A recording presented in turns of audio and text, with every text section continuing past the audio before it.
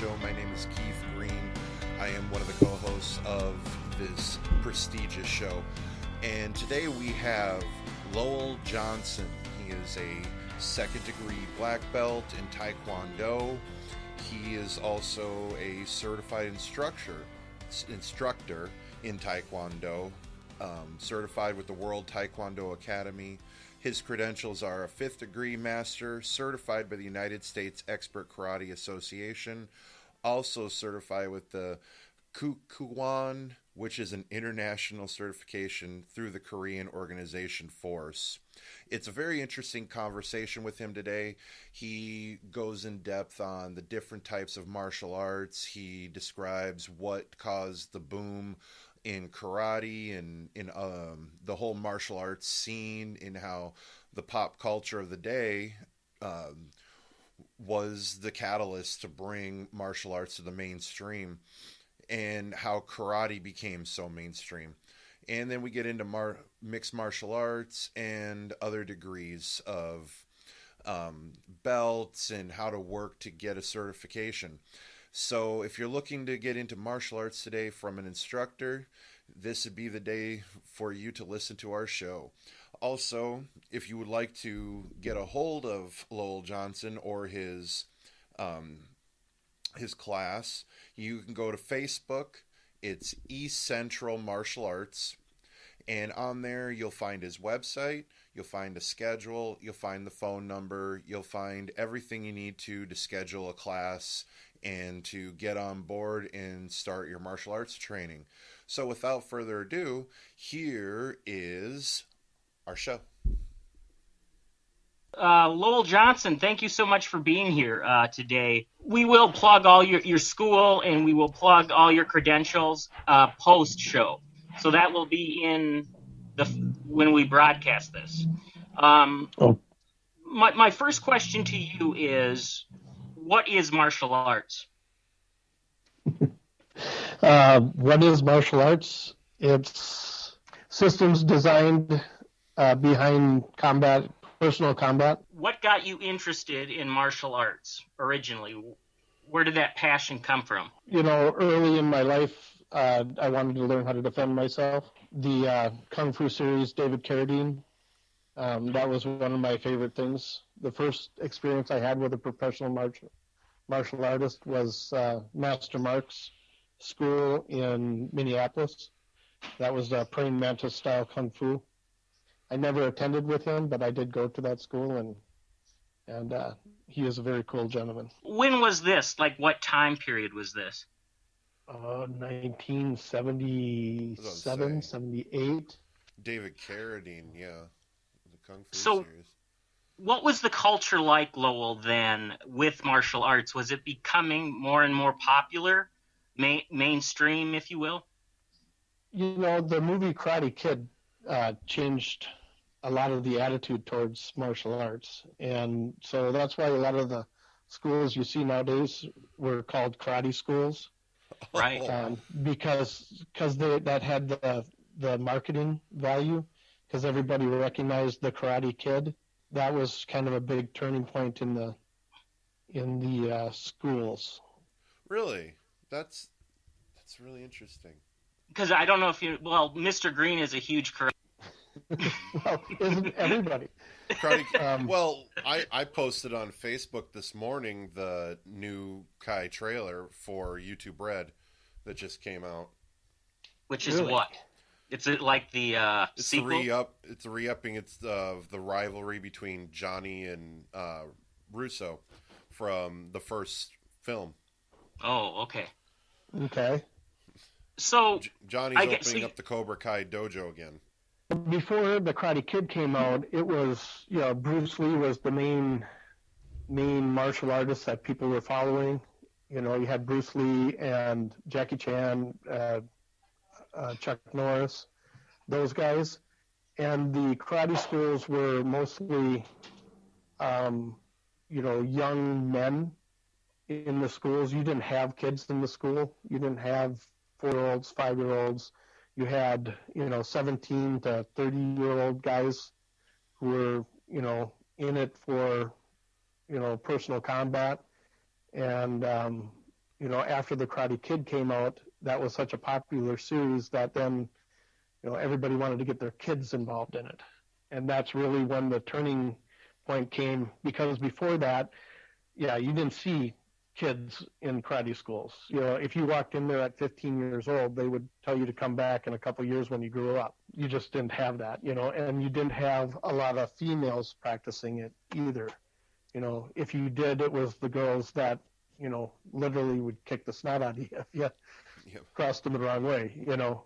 It was a whole different mentality. They didn't use cushions. They didn't use, they had the bamboo mats and hardwood floors, and, it was a different mentality than what you have today. Now everybody is, worried about kicking a heavy bag, Being an MMA fighter. Well, on this same track, Lowell, I want to ask, in general, when people started, when you had the younger generation going to these, karate schools, were those athletic people, or was it all types of people? It was a pretty much cross-cut, of the society. You had the people who wanted to get in there because they felt they needed to, buff themselves up or learn how to defend themselves. And then you had the guys who, I just want to fight type attitude. And then you had the people who felt like, well, I need to get in shape or whatever, and they would join. It's the people who join that want to get in shape. Those are the people that I find out usually don't have the discipline to continue on. It's right. Like the fitness clubs nowadays. That's why they sign you up for the year contract or, automatic billing. And they bank on that you're only going to come a couple of times. And then they just get money for the rest of the year, until you get around to canceling your membership or whatever. That's part of the fitness club's ideas on money is they'll sign up 3,000 people. They think that only 1,000 of those guys are going to end up actually being members and filling in their place.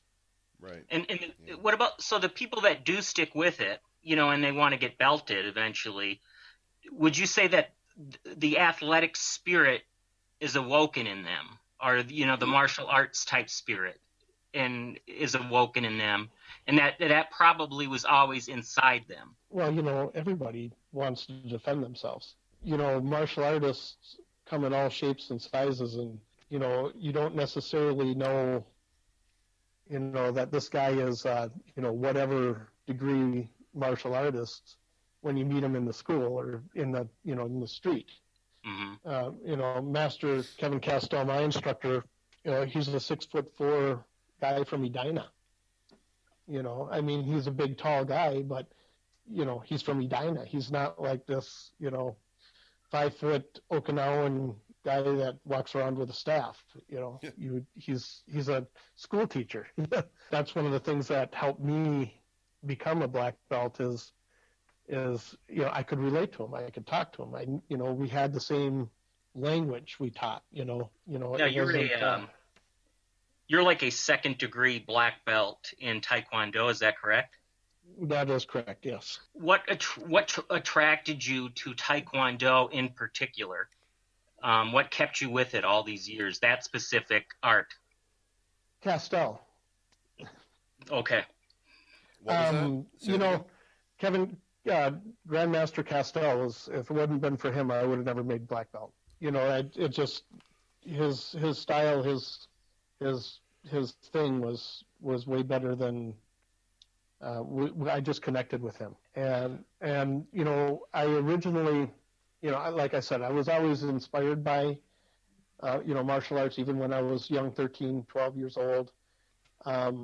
At one point, I ended up being almost 260 pounds. That's really heavy for me. And I decided that, I need to start working out. And I knew there was a martial arts school that was, like 3 blocks from my house. And I already had some experience with Kempo Karate. I already had some experience with Kung Fu. I already had some, sparring experiences. And so when I decided to join that school system, I said to myself that I'm going to just do it like a college class. I'm going to plan at least 3 years to get to my black belt. and I don't care if it's the evil sensei from Karate Kid. I'm just going to go to this one that's right here by my house, and I'm going to give it my 3 years and move on. Fortunately, it was Grandmaster Kevin Castell's school, and I walked in there and I signed up with that attitude that, no, this is a college course. This is what I'm going to do. It's going to take me at least 3 years in it, and that was my mindset when I went in there. Within 3 months of working with Master Castell, I knew I wanted to be an instructor assistant with him. Within 6 months, I knew I wanted to be an instructor and a school owner. And within the first 3 years, I had signed up with what they called a master program, which was a program that I committed myself to becoming a master in Taekwondo. Can you talk a little bit about Taekwondo for the novices out there? What is Taekwondo? What does it consist of, and how is it different from, say, karate? You know, most of the karate schools in America teach a stylized form of Taekwondo. Because of the Karate Kid, that word karate is a recognizable trademark, and so a lot of them just went to USA Karate, American Karate, the karate school. So most of your karate schools are teaching a stylized form or an Americanized form of Taekwondo. If you have a specific karate school, and they'll call it out like Kempo Karate or Shumenryu, and I always have a hard time pronouncing it, or the Okinawan Karate. Those are going to be a little bit different stylized than what like a USA or an American karate school is going to be at. Taekwondo is specifically a South Korean style of martial arts. It was designed primarily by a guy named General Choi, Grandmaster Rowe, and they developed this system specifically for combat scenarios. So what they were looking for is a very hard style form of kicking and punching that you would be able to use in a combat situation on the field without a lot of playing around. So the idea is you hit one opponent, you hit them so hard, you break them, you move on to the next opponent. You kick or hit that opponent so hard, you break them, you move on to the next opponent. There was no, getting them off balance and scooping their leg and throwing them down and submitting. That wasn't the idea when they designed this system. The system was designed to be quick, efficient, and move on to the next opponent. Because when you're in a battlefield, you don't have the luxury of figuring out what your opponent's going to do or whatever. You need to move on because there's more than one combatant on a battlefield. It is specifically a striking type of martial arts rather than a grappling, right? That is correct. Okay. Right. Like one of the maneuvers, and probably not legal in the official tournament, is where you punch their face and at their stomach. So while they're protecting their face, you'll end up hitting their stomach if they're so used to the more tournament-styled karate. Well, yeah, in the tournament-style karate, you could also use that technique. Really? I thought... Well, Taekwondo, with the Olympics, no, you would not be able to punch at the face. Oh. But you could punch at the body. But in a point sparring karate tournament, which is, again, stylized Taekwondo, you could do a punch towards the face in a black belt level, and with a underbelt level, you could also do the back fist. So you could do a double punch, one towards the body, one towards the face. Whatever one hit would be the one that would score the point. Okay. And then that would be like Karate Kid, where then they would stop it, they would assign the point, and then they would continue on the match. Whereas in Taekwondo, they don't stop it. Okay, I was just thinking of what is considered a forbidden or illegal move in some sort of competition, official competition, where you have one fist aiming for the face and your second fist aiming for their stomach, and you are using both at the exact same time. Right. Yeah. That's, so but that's what are not some of necessarily the legal. what are some of the signature Taekwondo moves? Taekwondo likes spinning kicks. Okay. They like high section kicks. That's why the Olympics, they don't want you to directly punch towards the face. So that would be against the rules, punch somebody in the face. But if you can jump up in the air and do a spinning hook kick, which is way more vicious than any punch is ever going to hit you in the face, that's what they want to see. They want to see high section kicks, spinning kicks. In fact, they've changed a round kick to the head or a non-spinning kick to the head. It's like a 2-point, but if you do a spinning hook to the head, then that's like a 3-point attack. And so they want to see kicks. I see. Superior kicking techniques is what Grandmaster Lee used to say. If you let's say that, and I know that's a difficult question because there's different types of kickboxing. Different organizations allow different things. But if let's take one of your, like you, for instance, if somebody said tonight you're going to be in a kickboxing match, would your Taekwondo background give you a lot of comfort going into that match? Oh, absolutely. I would have no problem doing kickboxing. Okay. The French martial art, if you were to go to France and sign up for the French style martial art, it is a form of kickboxing. That's what the French do. They like the kicking and punching. And then the Muay Thai, from the Filipinos, that is again, a style of martial arts and kickboxing. So the difference with Muay Thai is they like elbows and knees, and whereas the French wouldn't necessarily allow that so much. Why has it seemed that, when I remember when mixed martial arts came on the scene, it was like a free-for-all. Anybody who had skills in whatever, if you were a black belt or whatever, like in Taekwondo or karate, wrestling, it was any form of fighting. Now it seems like they've pinpointed down to Greco-Roman wrestling, Muay Thai in kickboxing, and Jiu-Jitsu for a martial art. Why does it seem like it's become looked down upon like a Taekwondo or karate or Kung Fu?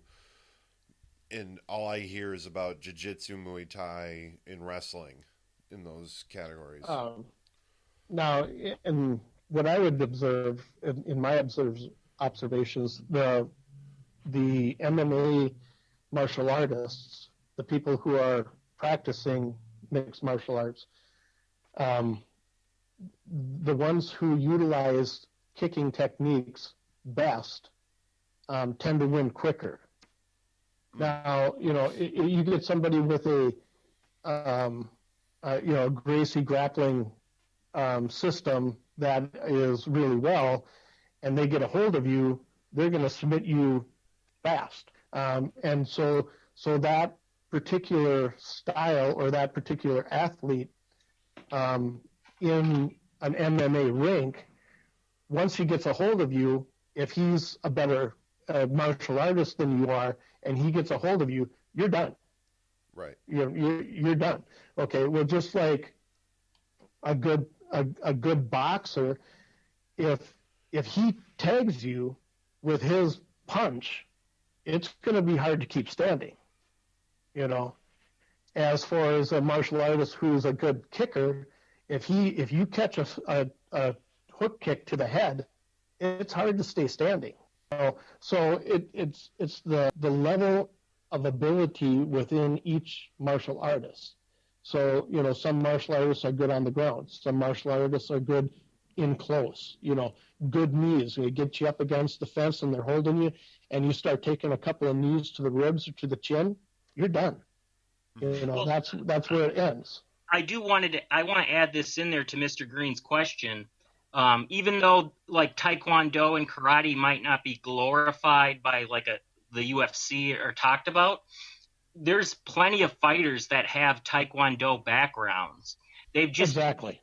They've just cross-trained in a lot of different things. I mean, I have a list right here: Lyoto Machida, Stephen Thompson, Kung Lee, Layman Good, Anthony Pettis, George St. Pierre, Conor McGregor. I mean, they all had the traditional karate, Taekwondo training. They just went to other martial arts and kept switching to different things over the years. Yeah, and that's what I tell people too. Yeah, the reason why I was asking the question is because the UFC has grown so popular in this world with martial arts, and people are looking at it as an example. And the question I have is like, I hear on like a Joe Rogan's podcast or other fighters' podcasts, they will talk about jiu-jitsu, Muay Thai, and Greco-Roman wrestling.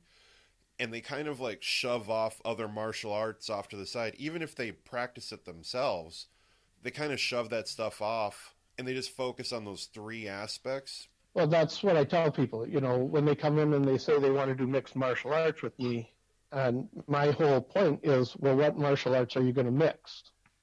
Okay, you know, yep. So, you know, if you're a boxer and a wrestler and you combine those two to a combative style that you are going to use in a MMA ring, then that's a mixed martial art. So boxing, you call boxing a martial art too, right? Absolutely. Well, let me ask you a question. If you're going to get hit in the face with a rock thrown by somebody who just picked up a rock and had no experience, or somebody who had been in high school shot putting for 3 years, which rock would you rather get hit by? The shot putter's rock? Know how to throw a rock?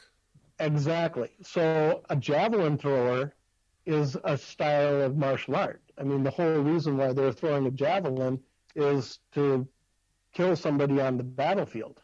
The whole reason they're throwing that shot put is to, you know, dump this rock over the wall to try to kill somebody.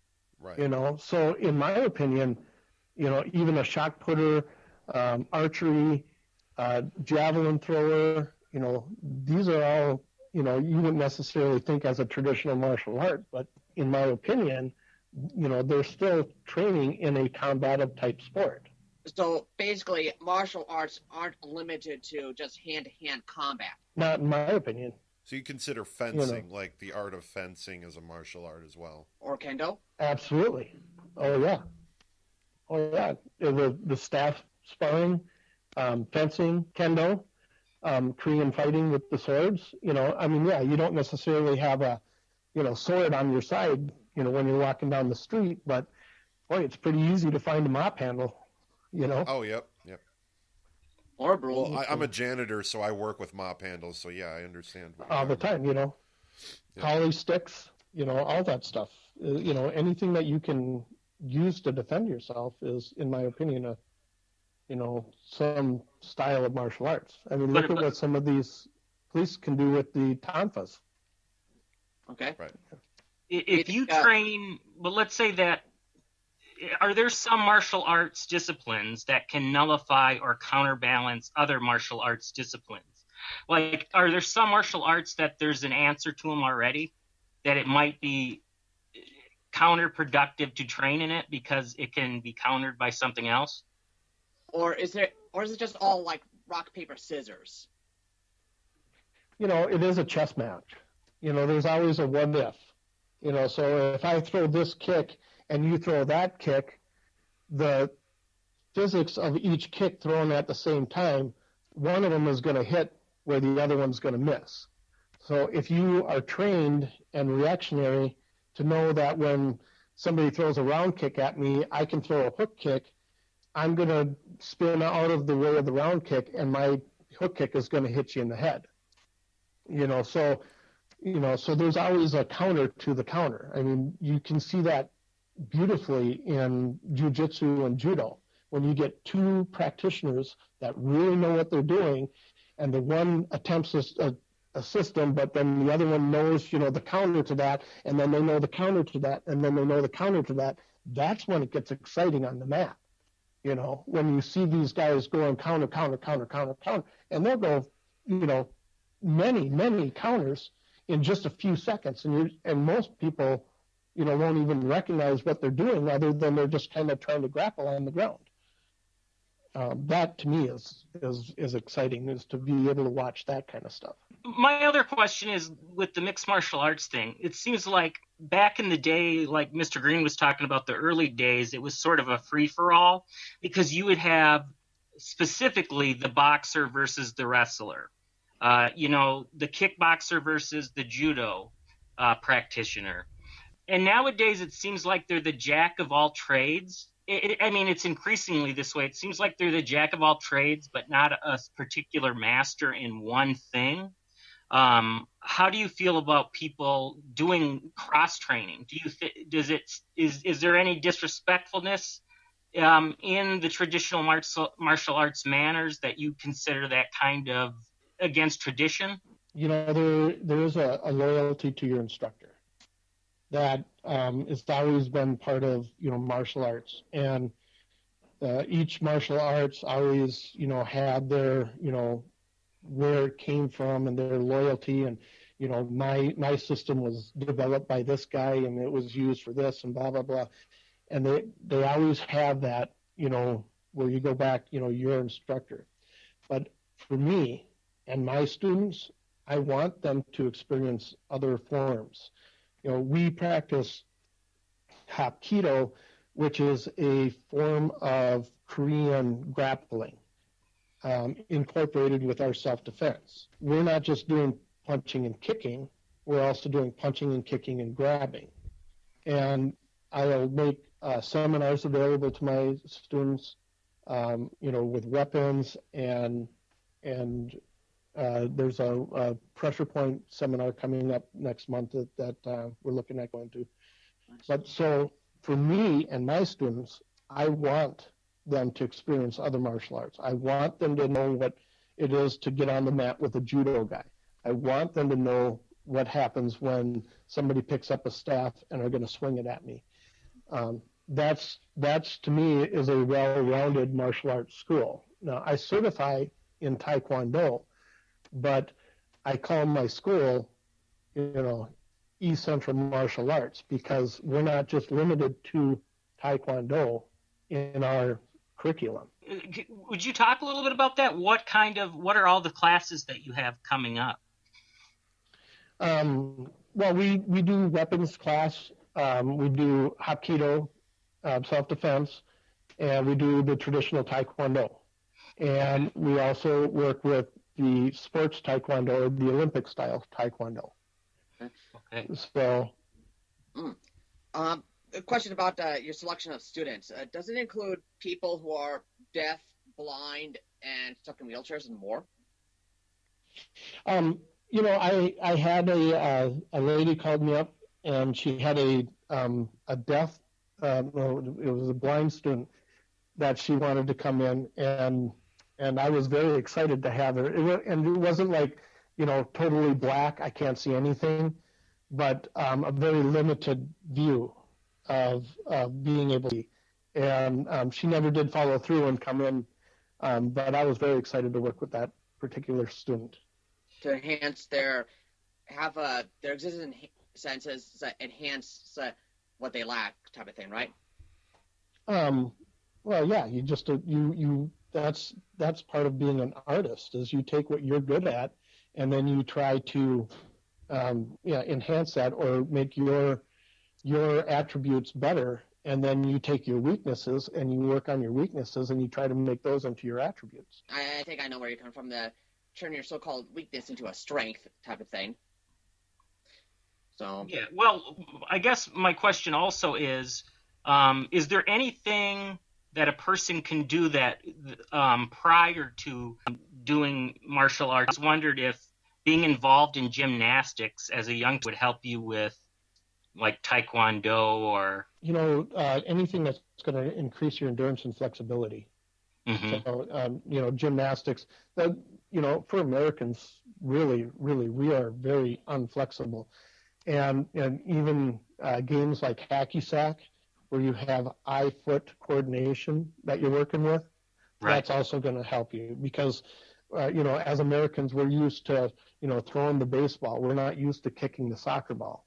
And so, anything that's going to increase your flexibility, your endurance, and your eye and foot coordination is going to help. Like when I look at a sport like football, it doesn't remind me anything of martial arts, and football gets all the glory.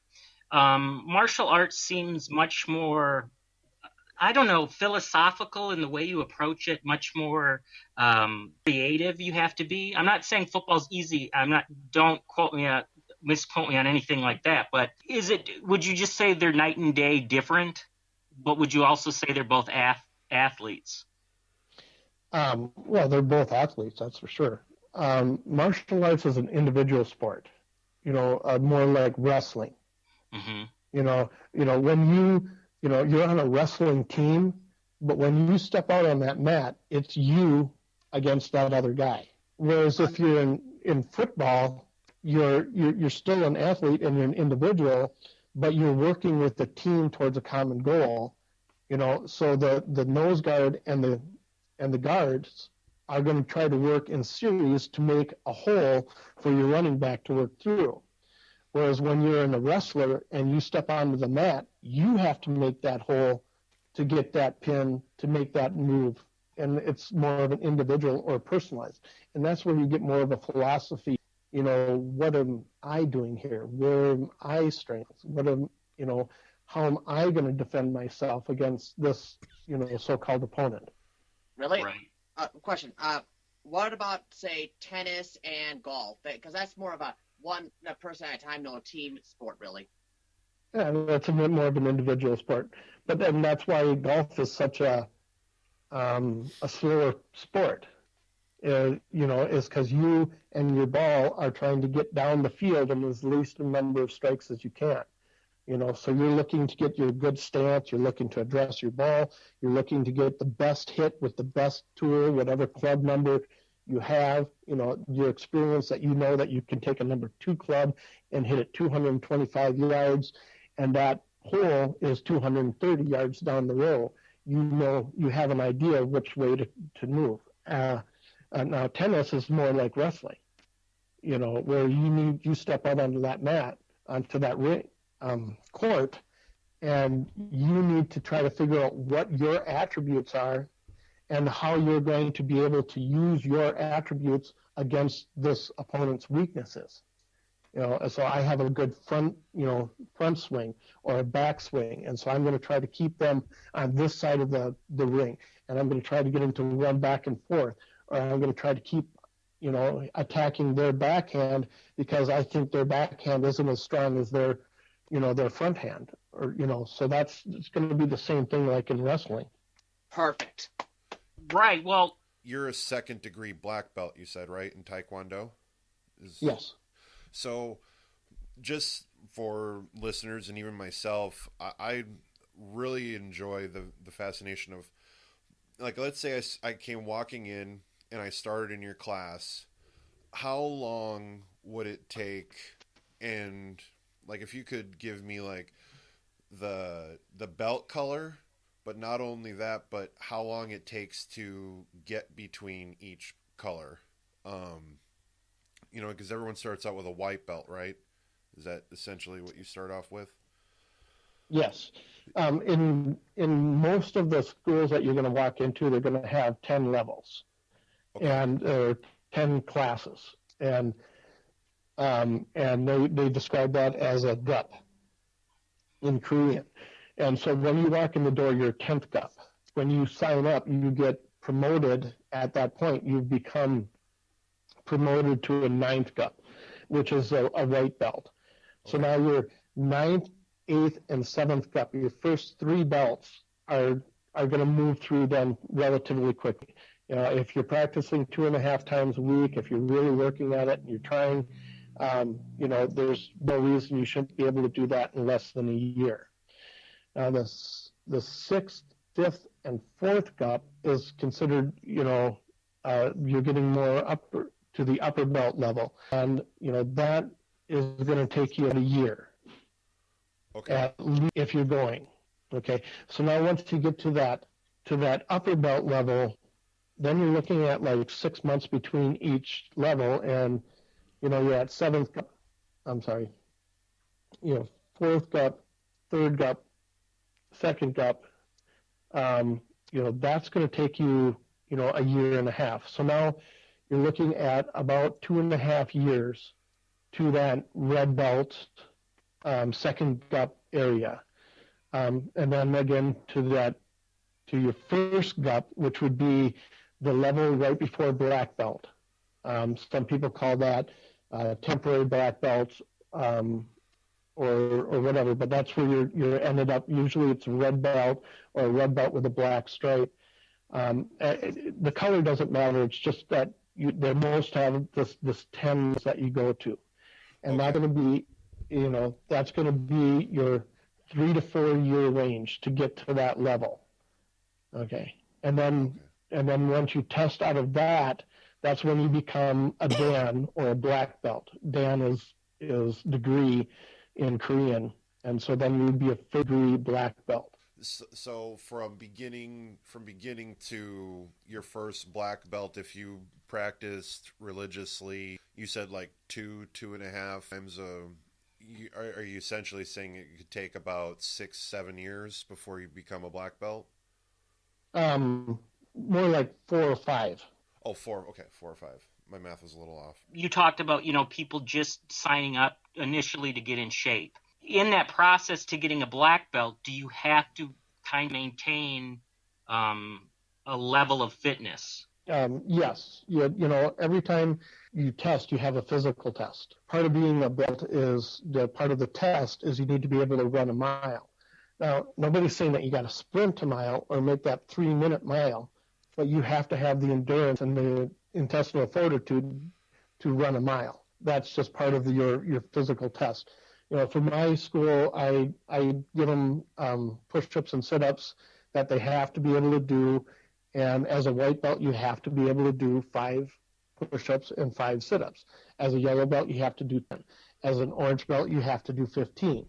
Okay, so 20, 25, 30. So by the time you get to your black belt level, you need to be able to pump out 50 push-ups, and you need to be able to pump out 50 sit-ups. That shouldn't be a problem coming up into a black belt. That is like the minimum of my requirements as a physical attribute that you need to be able to do. And you need to be able to do 50 push-ups, 50 sit-ups, and jump up and run a mile. You need to be able to do that. That's part of the physical attributes of the test. Okay. Are belts limited to those requirements? Like I said, that there are people out there who might not meet those requirements, such as those who are stuck in wheelchairs may not run that mile. So, but I understand like the core value of it, at the very least. Well, that's where some people get frustrated because everyone has abilities and weaknesses. Mm-hmm. And just because you can't do 50 push-ups doesn't make you a less of a person or less of a candidate to become a black belt. It just means that you can't do 50 push-ups. That is an aspect of a test. If you were taking a test in college and there was 100 questions in there, there's a certain amount of those questions not wrong. You would still pass the test. Right. So now if you added extra credit into that, then there's other test questions that you could, not necessarily get right. But if you did the applied extra credit, let's say you came in and you were helping out in class and you were helping, bring other people in, even though you can't do 50 push-ups, but you're there 3 times a week or 4 times a week and you're helping out with the young kids and you're, mopping the floor or whatever, that's going to count a lot towards your, martial art ability because, you're using your strengths and your abilities in light of what you can't do. Right. Just asking if, instead of running, they show how much they can actually bench or something. Just alternatives. Well, right. But they would prove that within their own or what they can do. So, but what are they pushing themselves to that excellence of personal art? Right. Would you say that martial arts is also obviously it's self-defense, but also self-discipline and control. Well, the self-discipline and control is self-defense.